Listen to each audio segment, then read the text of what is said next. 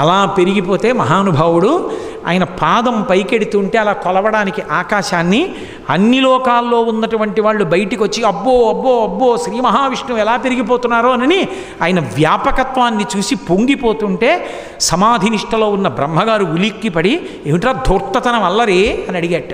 ఏమిటి అల్లరేమిటి, వచ్చి చూడు మీ నాన్నగారి పాదం వస్తోంది పైకి అన్నారు. నాన్నగారి పాదం వస్తోందంటే నాన్నగారు వస్తున్నారు. నాన్నగారు వస్తే కొడుకేం చేయాలి?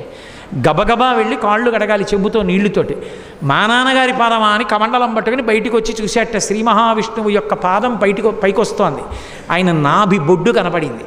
వెంటనే ఏదో గౌతమి ఎక్స్ప్రెస్లో వచ్చేస్తున్నప్పుడు ఒక 2 గంటలు ఏదైతే ఏలూరు రైల్వే స్టేషన్ చూసి కిందకి దిగి చెప్పులిప్పి నమస్కారం చేసి ఇది నా జన్మభూమి అనుకుని మురిసిపోయినట్టుగా తన పుట్టిల్లెద పొమ్మటంచునదుడున్ తన్నాభిపంకేరుహంబు నిరీక్షించి నటించి ఉన్నత పదంబున్గాంచి తత్పాదశేచనముంజేచ కమండలూదకములం చల్లించి తత్తోయముల్ వినివీధిన్ ప్రవహించ దేవనదిగా విశ్వాత్మ కీర్తిప్రభన్ అన్నారు పోతర గారు.